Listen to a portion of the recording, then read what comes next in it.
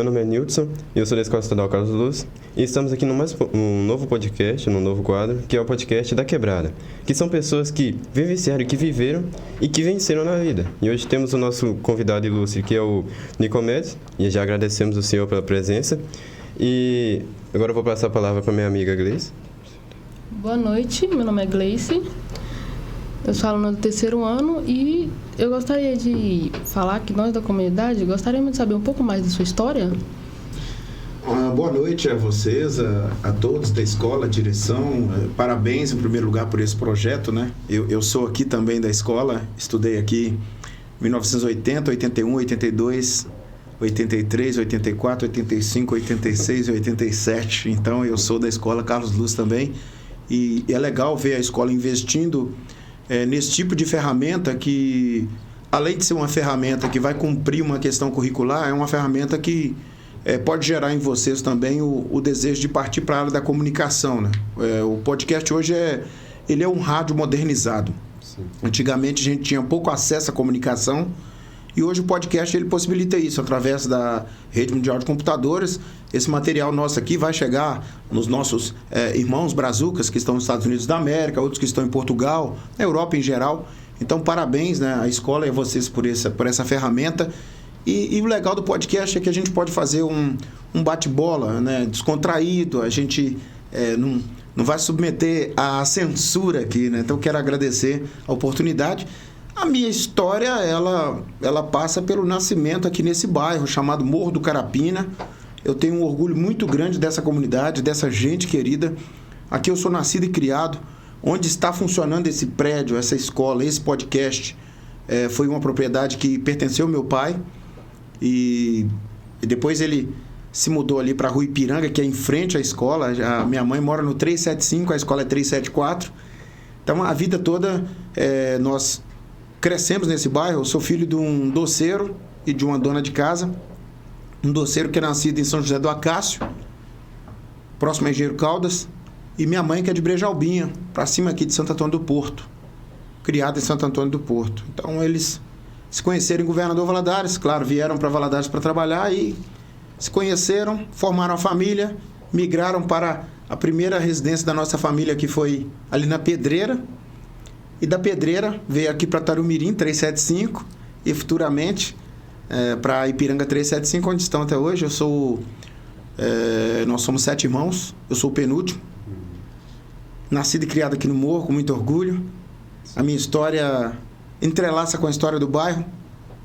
Convivi num ambiente de muita hostilidade, muita violência, mas também um ambiente de muita fraternidade, de muita camaradagem. Tenho amigos preciosos aqui no bairro, que são amigos da minha época de infância, da minha época aqui de estudar aqui no Carlos Luz. A gente é sobrevivente.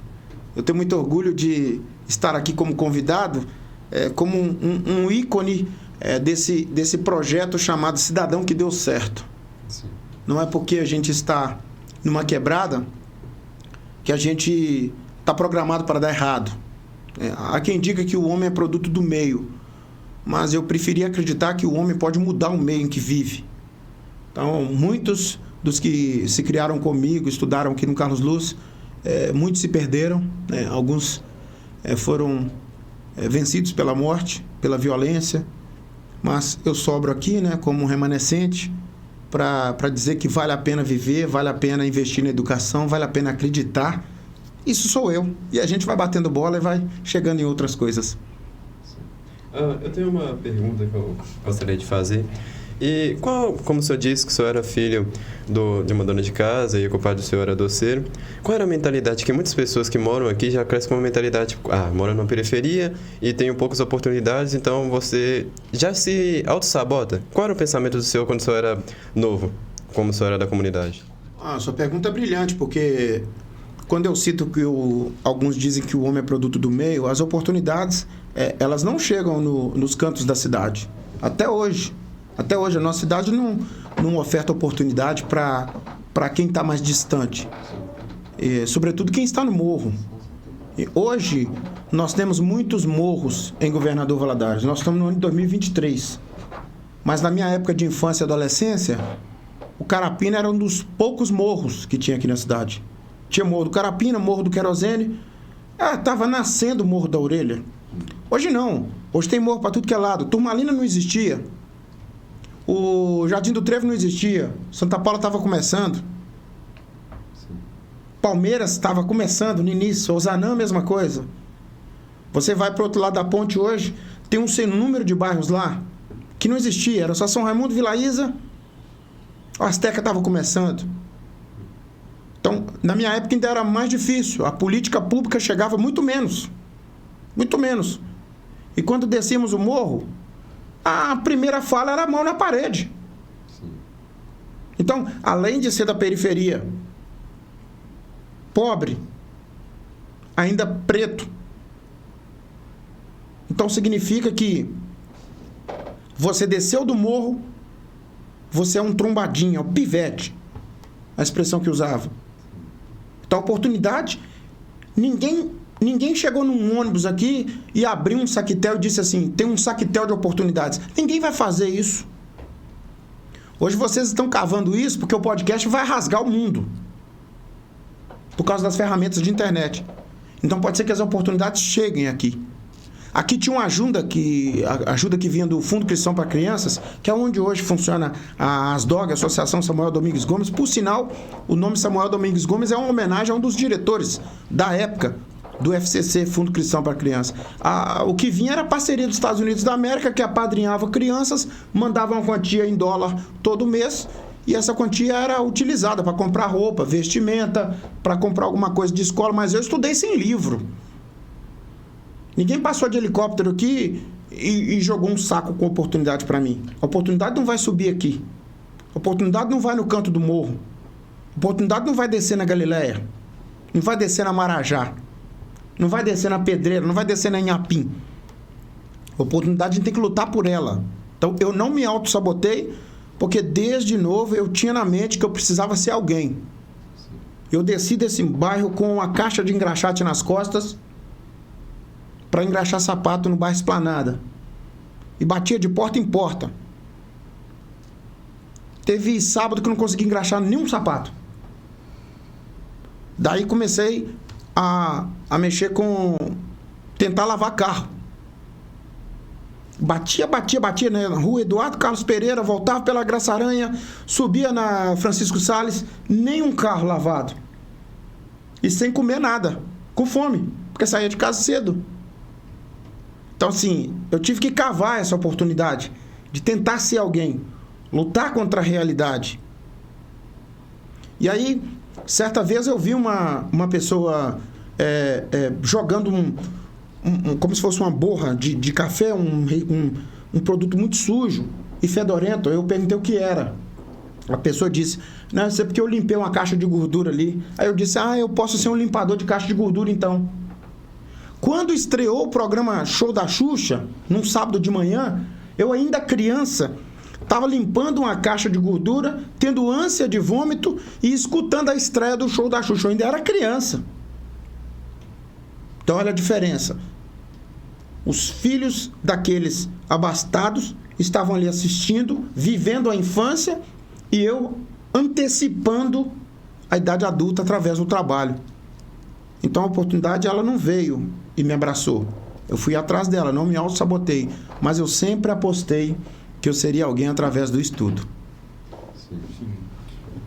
Eu li ali que você mudou de cidade, certo? Lá para BH, Belo Horizonte. Eu queria saber se lá em Belo Horizonte você continua tendo esse pensamento de continuar trabalhando para ser alguém. Qual que foi a dificuldade que você teve lá em BH? Aí para BH eu já fui acompanhado do meu pai, né, que se mudou para lá, para uma missão específica na igreja. Eu não falei aqui no começo, mas eu sou da Igreja Metodista aqui da rua Itaiumi 759, nascido e criado ali. E meu pai foi para a cidade de Santa Luzia, que é uma cidade satélite de Belo Horizonte, né? Pertence à grande BH. Meu pai foi para lá e ele tomava conta de 2 igrejas em Santa Luzia, na sede, que é um bairro Nossa Senhora das Graças, e no outro bairro distante chamado São Benedito, que é um bairro gigante. E aí eu fui para ajudar meu pai. De lá eu iniciei os estudos em teologia, então fui para estudar praticamente. Estudei teologia e a gente precisava cumprir uma etapa em Belo Horizonte, que era como se fosse um probatório ou um preparatório.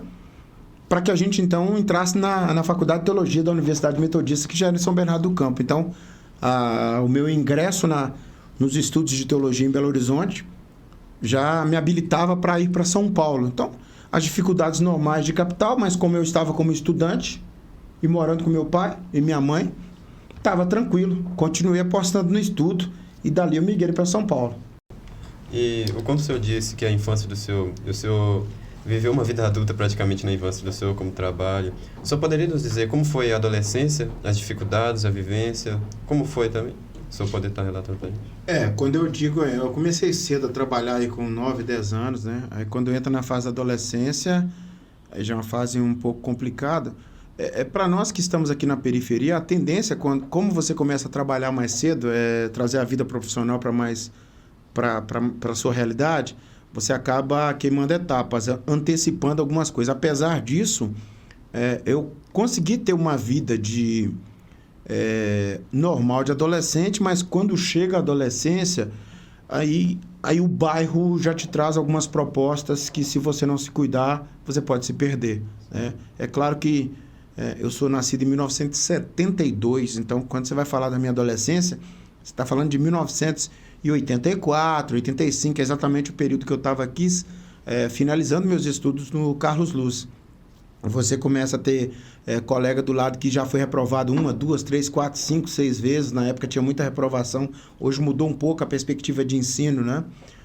Então, esses colegas, por ter sido reprovado 1, 2, 3, 4, 5 vezes, então eles tinham mais idade.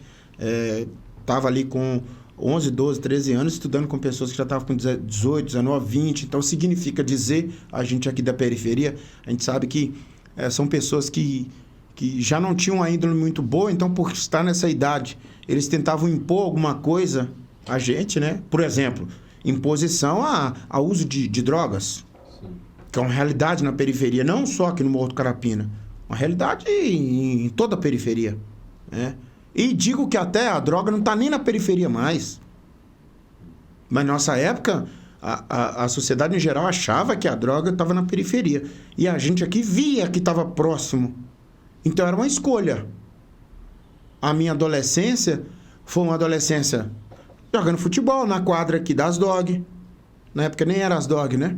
Jogando futebol na quadra aqui da Escola Carlos Luz, que estava finalizando, a quadra estava finalizando ainda, na quadra da igrejinha, da Igreja Perpétua Socorro aqui, católica. Então, jogava ali na Rua Inhapim, lá na antena, ali era como se fosse um campo. Jogava no Cantinho do Céu, que é onde a gente está aqui hoje. Então, teve uma adolescência que eu usufruí as coisas próprias da adolescência, mas consegui me esquivar do risco da adolescência. Adolescência é a formação de personalidade, formação da nossa voz, formação da nossa identidade e formação do nosso caráter. E aí eu posso atestar a você que o fato de estar engajado na igreja desde criança, criado na palavra de Deus, foi um fundamento imprescindível para que eu mantivesse erguido.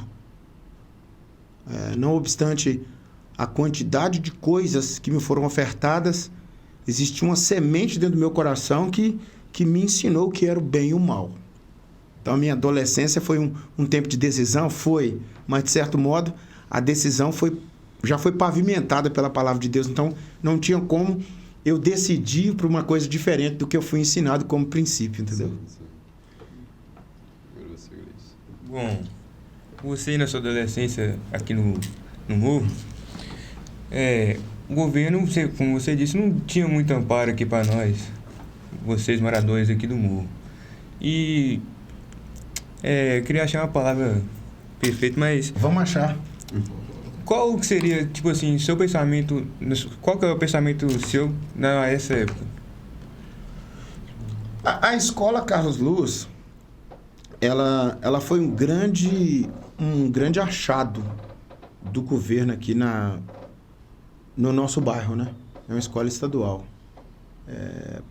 O que tinha de ensino aqui era um educandário lá na creche, na rua da creche, que a gente fala que é a Tumiritinga. Então, quando o governo constrói a escola estadual Carlos Luz, pelo menos alguém olhou para o Carapina. Mas o Carapina tem uma peculiaridade, né? Aqui morava Hermílio Gomes, que tinha propriedade aqui, que foi prefeito da cidade. Então o Carapina passou aquele bioquê lá, aquela bola, ali do lado era dele, né? Onde mora hoje Zé Paulo. Então o Carapina recebeu esse patrimônio que foi a escola. Mas aqui onde está a escola tinha um campo. Então nós ganhamos a escola, mas perdemos o campo. Então, assim, aparelho público aqui a gente tem quase que nenhum, né? Então, assim, é um pouco da realidade dos bairros periféricos, né? Não só a falta de investimento do governo do estado, mas falta de investimento do governo federal, do governo municipal, independente de questão partidária, né? Vários que passaram por aí, pouco fizeram para o Carapina. Eu queria fazer uma pergunta, ou você quer fazer ela? Eu queria fazer uma pergunta que, como todos os moradores, alguns aqui já sofreram perdas ao longo do tempo. E eu queria saber como foi as perdas, como eu li a história do senhor disse que teve muitas, e como o senhor teve motivação para prosseguir, mesmo tendo essas perdas. Para começo de conversa, quando a gente fala de perda de patrimônio, você corre atrás e consegue construir, né? Se quebrar esse copo aqui, a gente trabalha e compra outro, mas quando você vai tocar em perdas de pessoas, né, de amigos, sim. Porque quando eu falo de perdas aqui do bairro, não é porque eu nunca tive um irmão assassinado. Que bom para mim, né? Mas eu tive amigos que foram assassinados. E são como irmãos. Eu vi vários homicídios aqui no bairro. Vários homicídios.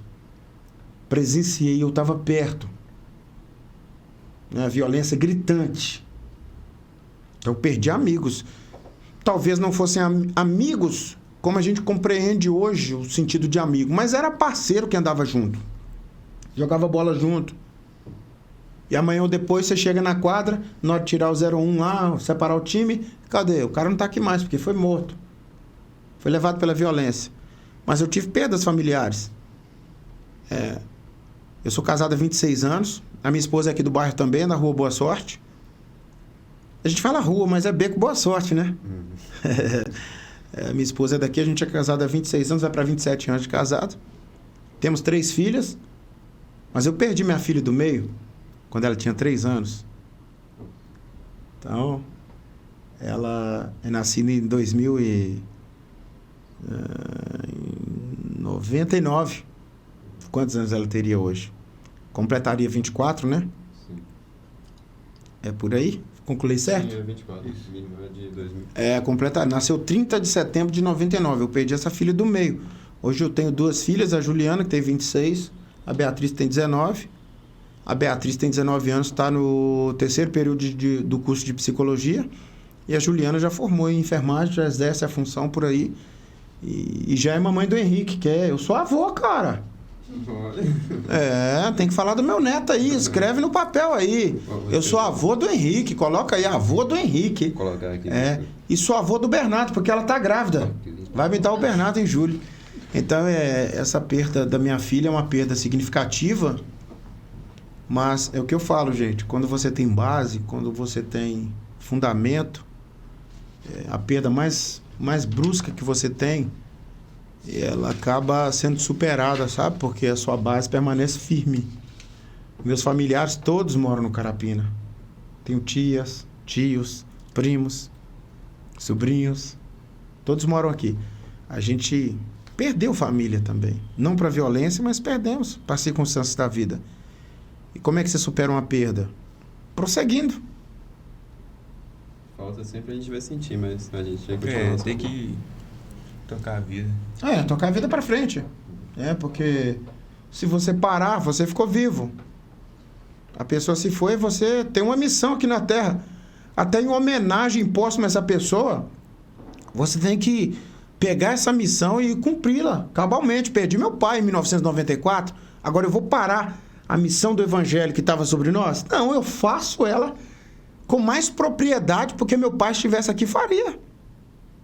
Eu perdi meu pai eu estava com 22 anos, 21 para completar 22.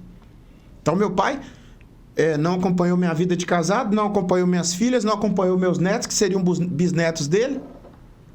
São perdas. Como é que você lida com isso? Tendo base, tendo fundamento. sabendo quem você quer ser na vida. Nós somos da quebrada? Somos. E a quebrada nos ensinou a vencer a vida sem ser quebrado. Nós somos da quebrada, porém não quebrados. Posso fazer outra pergunta? E, como o senhor disse, agora já pulamos para a parte profissional. O senhor poderia falar como foi desde o começo, desde que o senhor estava do pontapé até onde o senhor está hoje? Como a primeira profissão, a sensação, o senhor poderia nos falar? A primeira profissão eu falei aqui, né? Engraxate, lavador de carro, limpador... Sim, eu entendi. Limpador de caixa de gordura, né? Isso que é currículo, né? Enfim, fui office boy também, cara. Eu fui guarda-mirim. Guarda-mirim é como se fosse um policinha, é um polícia júnior. Ficava fardado também, marchava lá na Avenida Brasil todo domingo. Sou cheio de calo no pé aqui, posso mostrar se você quiser. Calo de quichute. Marchava com quichute. Vocês nem conhecem quichute, conhece? Não. É tipo uma chuteira. Já ouvi falar. Mas é um tênis preto, duro que nem trem doido. Então, eu fui guarda-mirim, trabalhei numa rede de supermercados que tinha aqui em Valadares, chamava Supermercado Canguru. Nem existe mais. Não existe. Né? Essa filial que eu trabalhava era ao lado da padaria Betel, onde tem uma farmácia hoje. Ali funcionava o Canguru Pitangui. Eu era daquela... Dali eu fui para a Papelaria Monteiro, que ainda existe. Papelaria Monteiro com você o ano inteiro. É um merchan aí para vocês aí. Vocês mandam verba aqui para a escola, hein? Manda um bocado de caderno e livro aqui. Trabalhei lá também. Depois eu saí daqui da cidade. Trabalhei também na Couro Saunders, que era uma indústria de couro que tinha ali no bairro São Pedro, Curtume. Daí fui embora daqui. E fora daqui. Quando voltei, aí eu trabalhei na Câmara Municipal. E aconteceu a comunicação na minha vida. Porque quando eu estava fora, em Belo Horizonte e São Paulo, eu graduei em teologia, formei em teologia, servi ao Ministério Pastoral da Igreja Metodista de 94 até 2002. Quando eu perdi minha filha, eu morava em Juiz de Fora, então eu vim embora para Valadares para poder respirar um novo ar. Você tem uma perda familiar, como é que você vai voltar para onde? Para o berço. Voltei para o Carapina, que é meu berço. Toda vez que eu venho aqui, eu dou uma respirada diferente. Aqui está meu fôlego de vida nesse bairro. Foi aqui que Deus me gerou. Foi aqui que Deus me projetou daqui para o mundo. Então, quando eu voltei, eu entrei num processo de luto muito grande, de tristeza profunda. E um dia eu fiz o vestibular para Direito. Passei em 4º lugar. E comecei a fazer a faculdade de Direito. E na hora de dar os trotes ali da faculdade, na hora de dar o trote no cabelo da gente, deram o trote na minha barba. Nossa. Que eu tava barbudão assim. Aí eu achei que naquele instante meu luto estava cessando. Aí raparam minha barba, fui lá, formei em Direito. Paralelo ao estudo de Direito, eu fui convidado para comentar um jogo de futebol pela Rádio Mundo Melhor, em 2005. E lá fiquei até 2016 como comentarista titular, filiado à Associação Mineira de Cronista Esportivo de Minas Gerais. Sou delegado regional da associação hoje, já por 4 mandatos. E credenciado para entrar em qualquer estádio do Brasil e da América do Sul. Carapina, filho. Carapina. Então, e aí na comunicação, como eu estava na comunicação, voltei para a Câmara também. Já fazia estágio no escritório de advocacia. Aí quando surgiu a oportunidade em 2016 de eu iniciar um programa na TV Leste, que é afiliada à Record TV aqui, que propaga o sinal de Valadares para 165, em torno de 165 cidades aqui da nossa região, né? Faz um corte lá na Zona da Mata, Ponte Nova ali, naquele pedaço, corta ali em Antônio Dias, sai lá em cima perto de Águas Formosas, corta um pedaço aqui do Espírito Santo, jogando um sinal quase que na primeira cidade aqui do Espírito Santo, do lado de Mantena, vem ali por cima, sai aqui no Vale do Aço de novo, toda essa região passa lá em cima do Vale de Jequitinhonha, no Mucuri. E eu tô nessas cidades todas aí, todo dia falando bom dia para um raio de 3 milhões de pessoas. Nossa. Todo dia. Então, fui convidado para estrear o Cidade Alerta, que era o programa do Marcelo Rezende, né? Corta pra mim, corta pra mim. Então, o Marcelo Rezende trazia o programa até 18 horas. 18 horas eu fazia a versão regional aqui. até 18h50. Fiquei no ar 6 meses pela TV Leste. Enquanto eu estava no Cidade Alerta, surgiu a possibilidade de mudança, que a direção quis mudar o formato do Balanço Geral, e me convidaram para estar no Balanço Geral. E no Balanço Geral eu entrei, o negócio foi dando certo, né? Já bati aí quase que 1.600 edições do Balanço Geral. Nossa Senhora. Dia 5 de junho, se Deus me der vida e saúde, eu completo 5 anos. Acho que 6 anos de Balanço Geral. Nossa. Muito. Então, assim, com audiência consolidada, graças a Deus, mas as coisas foram acontecendo. Eu entrei para comunicação e as coisas foram acontecendo. Olha que eu tinha formação em teologia, que já me fazia comunicar na igreja. Eu tinha formação em direito, que me fazia comunicar nos tribunais. E agora eu sou chamado para comunicação. Qual foi a primeira atitude minha? Fazer a faculdade de jornalismo. Estou finalizando agora, em julho, a faculdade de jornalismo. O Balanço Geral balançou sua vida de vez. Quer fazer uma pergunta? Faz aí que eu estou formando. 2 minutos? Posso fazer? Pode fazer. Deixa eu perguntar pro senhor, como o senhor se sente quando ele te dá não sei como é que eu falo, quando você está num lugar e você recebe reconhecimento, como você se sente quando você está num lugar, aí você vê uma divulgação, tipo, graças à divulgação do Nicomedes, nós moradores de tal bairro conseguimos tal coisa. Qual é a sua reação? Brilhante pergunta. Essa pergunta me faz mais ficar emocionado do que qualquer outra coisa, porque a dor do outro, né? A dor do outro, a gente precisa se importar pela dor do outro, né? Eu acho que a tarefa fundamental do jornalismo, do comunicador, é ser porta-voz da comunidade, né? Você é porta-voz, levando à comunidade notícias boas, notícias ruins que sejam. A gente está falando aí, por exemplo, de, infelizmente, ameaças de coisas contra escolas. Atentados, que é uma coisa horrorosa. A gente não gosta de guerra, a gente não gosta de violência. Então, da mesma forma que a gente leva essa notícia que é uma notícia ruim, uma notícia dessaborosa, se eu posso usar essa palavra, eu chamo lá no jornal de notícias aborrecidas, dia de segunda-feira como hoje. Recentemente a gente falou de uma sequência de abusos. É ruim levar esse tipo de notícia. Sim. Mas, por outro lado, a responsabilidade social do jornalismo me faz levar essa notícia que é aborrecida, que é ruim, mas, ao mesmo tempo, gerar naquela comunidade a necessidade de denunciar. Por isso que outros casos estão saltando aí, porque pessoas acreditaram na voz do jornalismo e estão denunciando. Então, quando você fala, qual é o meu sentimento? Porque, da mesma forma que eu levo a informação para a comunidade, que eu conscientizo. Recentemente, eu participei da campanha do governo de Minas, foi selecionado para falar numa campanha contra a violência que é praticada cotidianamente contra a mulher. Quer dizer, eu sou do Carapina, vivenciei violência e sou chamado a participar de uma campanha dessa. Então, eu estou como embaixador dessa campanha, eu estou como porta-voz disso. Mas, por outro lado, eu sou porta-voz do povo para chegar ao poder público. Para chegar no governo federal, eu até não consigo chegar, porque o governo federal está numa esfera federal, mas ele tem um organismo aqui. Ele tem o IBAMA, que é federal. Ele tem a Polícia Federal, que é federal.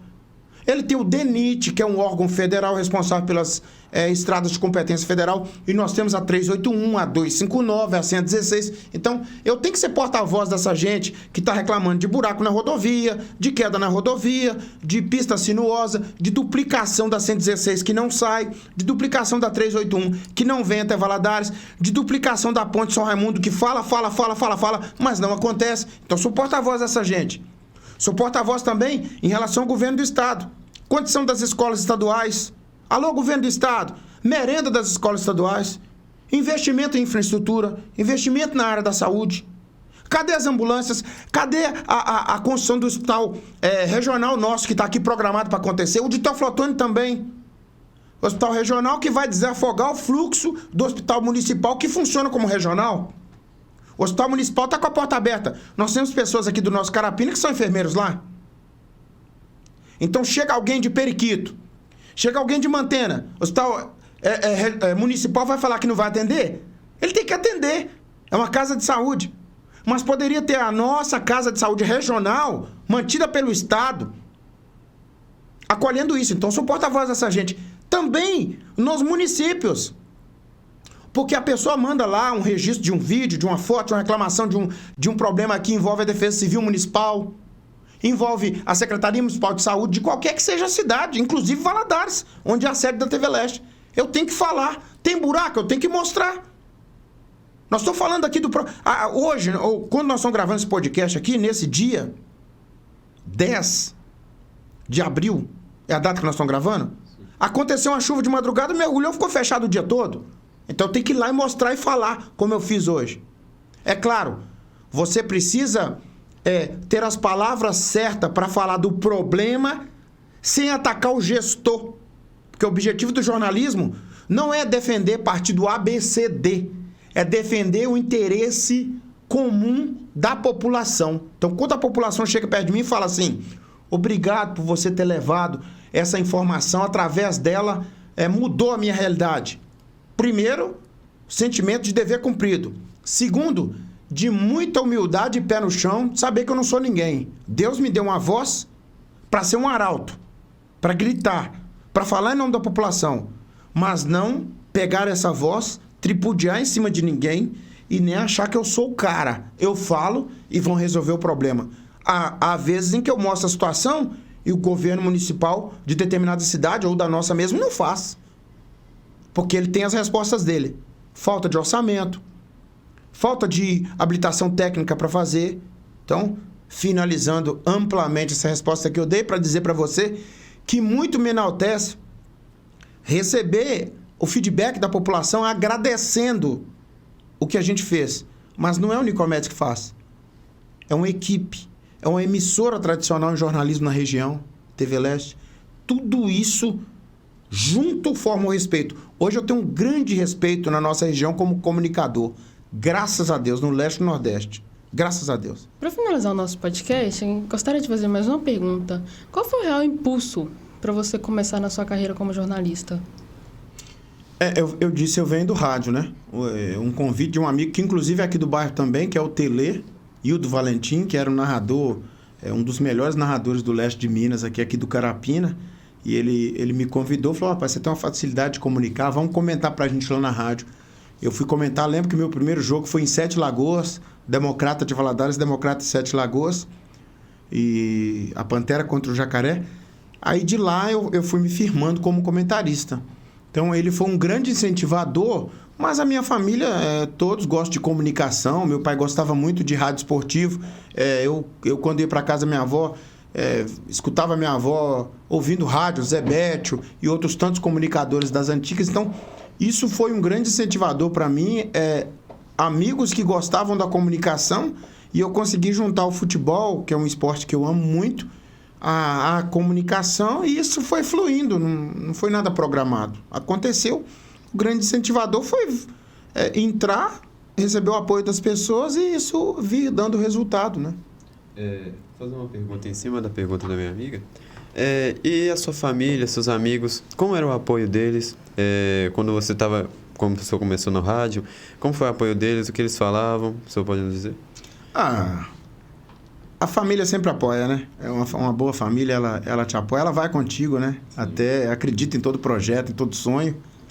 Quem mais vai acreditar nesse podcast, além dos professores, do diretor, nosso Miguel, tem que ser a família de vocês, cara. Sim. Se a família de vocês não acreditar nesse podcast, esse podcast não vai chegar na Austrália. Não chega no Japão. Não chega nas mãos do governo federal. Esse podcast vai ser assistido por um sem número de pessoas que a gente não sabe onde vai estar essas pessoas. Não por minha causa, mas porque é um produto essencialmente da quebrada. Então, o maior incentivador tem que ser a família. É a família. A família sempre me apoiou muito. Aí eu incluo esposa, filhas, mãe. Tranquilo. Mãe, primos, tias, amigos. Aqui do bairro, por exemplo, vocês vão entrevistar a Gilza, né? vereadora. Sim. O irmão dela, o Balu, que é um dos grandes idealizadores do Carnapina aqui, o Balu foi um grande incentivador meu do rádio. A vida toda me ouviu, sempre interagindo. O Zezé, que é filho do Tupete aqui, ó, atleticano doente, um grande incentivador dos meus comentários no rádio. Sempre encontrava comigo. Ó, você tá cada dia melhor, vai firme e tal. Inclusive o Balu falava assim, cara, você vai chegar num grande lugar na comunicação. O Balu o tempo todo falava isso. E quando migrei, por exemplo, à televisão, ele foi uma das primeiras pessoas que eu mostrei o teaserzinho com a chamada do Cidade Alerta. A primeira pessoa aqui do bairro que viu foi a Rita, fugiu aqui. A Ritinha, irmã do William, da pizzaria, filha da Lúcia. A Ritinha foi a primeira pessoa que viu o teaser. Ela chorava, ela se emocionava. Então, outros tantos que sempre me incentivaram. Então, assim, o maior incentivador meu, a comunidade sempre me apoiou muito, muito.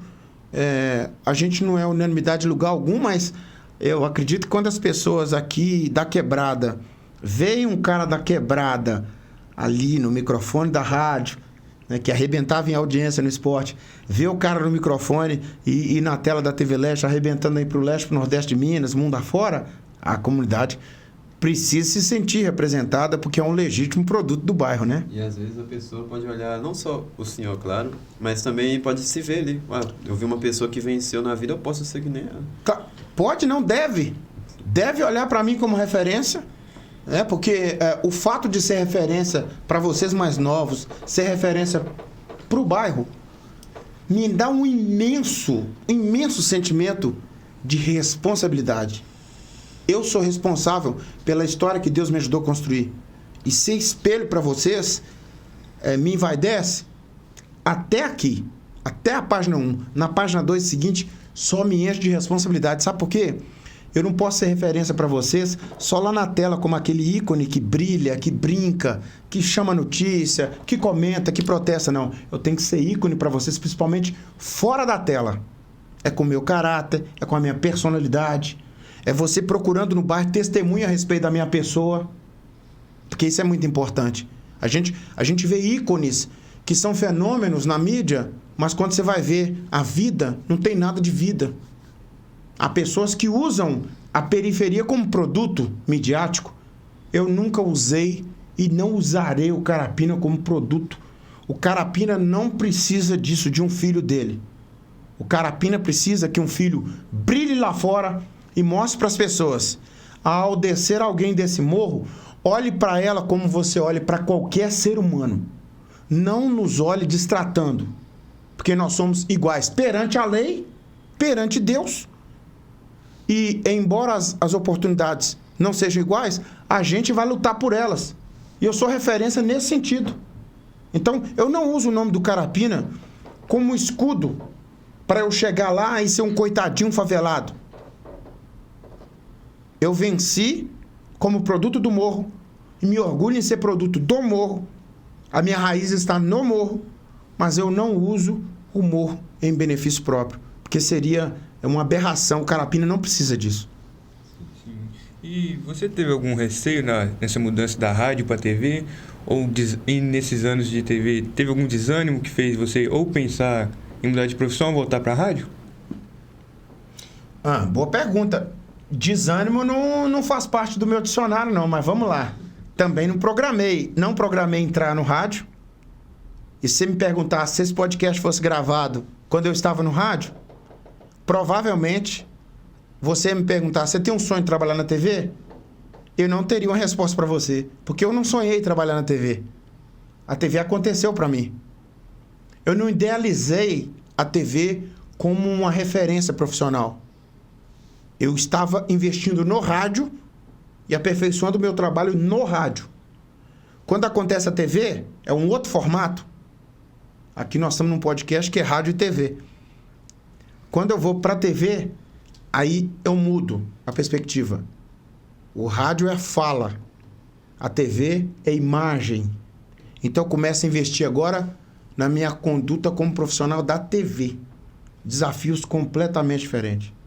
Eu não sabia nada de TV. Eu só sabia ligar o controle e desligar. Agora, bastidores de televisão, não sabia, mas tudo foi vencido com estudo, perguntando aos colegas que estão há mais tempo, como é que faz isso? O que significa lock? A lock é quando tem um texto que o locutor lê sem a imagem. O que significa nota coberta?